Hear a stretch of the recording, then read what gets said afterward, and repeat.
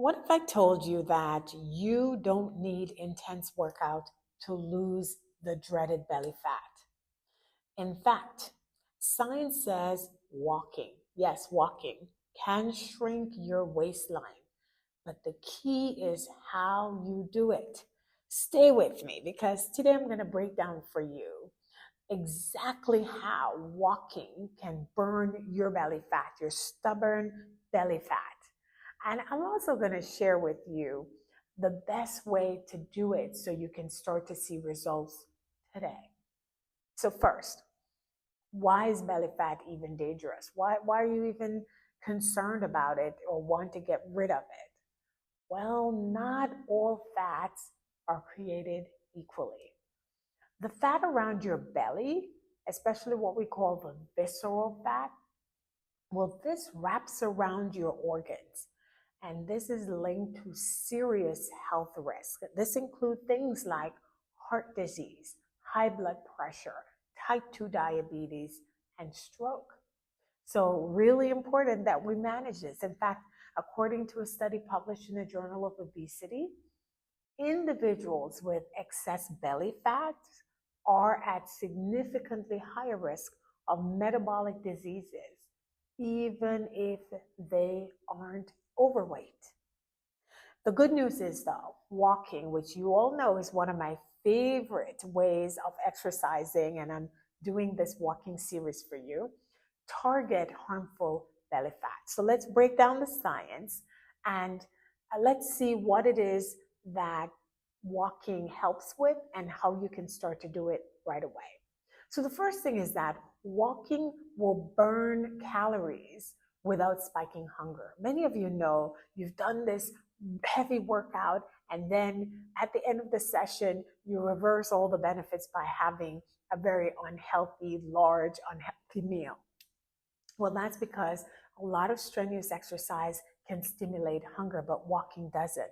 So a brisk walk, 30 to 60 minutes, can actually burn stored energy. And this is especially fat that is stored in the midsection. So unlike the extreme workouts, walking will keep your appetite stable. And so that's going to make it easier for you to maintain that calorie deficit that you need to lose the weight.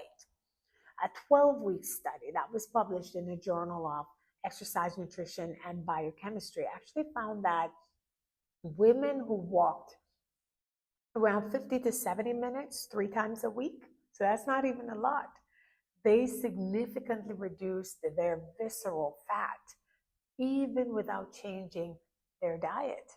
By the way, I'm going to add the links to the studies that support this video below so you can read at your leisure. The second thing is that walking lowers cortisol. What is cortisol? Cortisol is a stress hormone, and cortisol can contribute to increase in belly fat. In fact, chronic exposure to cortisol has been linked to many, many illnesses.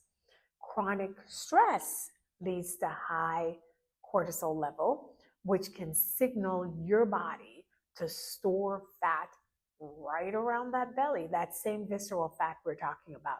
Walking, especially in nature, which is another one of my favorites, lowers the cortisol level, which then helps your body to burn fat instead of storing fat. A 2014 study that was published in the Journal of Obesity found that individuals who walked daily had a significantly lower cortisol level and a reduction in the abdominal fat compared to those who were sedentary. By the way, do me a favor, if you are learning something, please like, share, and subscribe this video. All right, number 3 is walking increases fat burning hormones. Moderate intensity walking can increase a hormone called adiponectin. This is a hormone that enhances fat burn. Adiponectin also reduces inflammation, and inflammation is linked to many diseases. This specifically targets, again, this belly fat. It is a powerful tool for fat loss. Research published in Diabetes Care Journal found that Higher adiponectin levels were associated with a smaller waistline and improved fat burning. And this was in overweight adults. So let's just summarize what I just said. Walking increases adiponectin levels, and a higher adiponectin level is associated with a smaller waistline and improved fat burning. So now you know the benefits. Let's talk about what's the best strategy for walking so that you can lose that stubborn belly fat. First, you want to walk at the right pace. What's the right pace? A brisk pace. A brisk pace. You know you're at a brisk pace when you're able to walk, but you're slightly out of breath when you're talking. I accomplished this also by looking at the pace on my Apple Watch. Another way I do this, I go walking with the hubby, and he walks much faster than I do.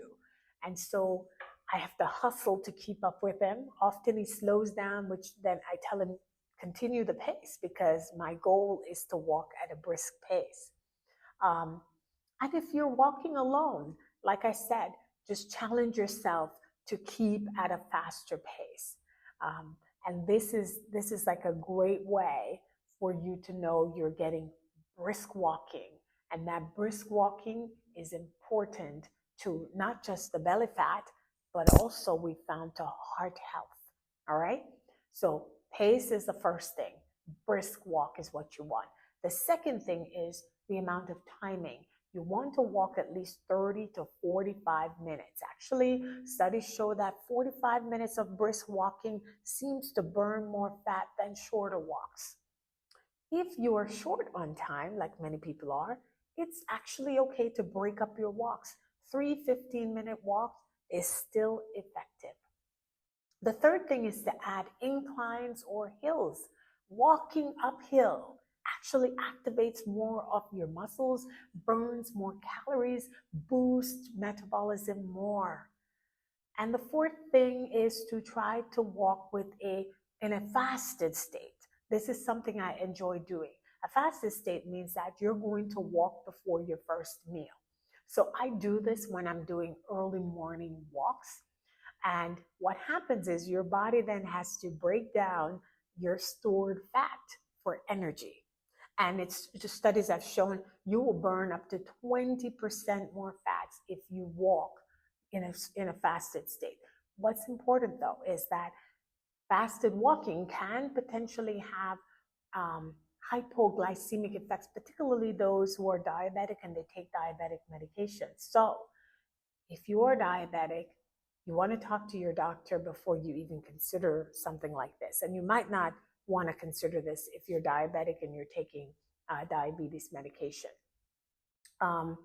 In fact, I would say to you, and I always say to you, before any exercise program, talk with your doctor. The final thing is to add a weighted vest.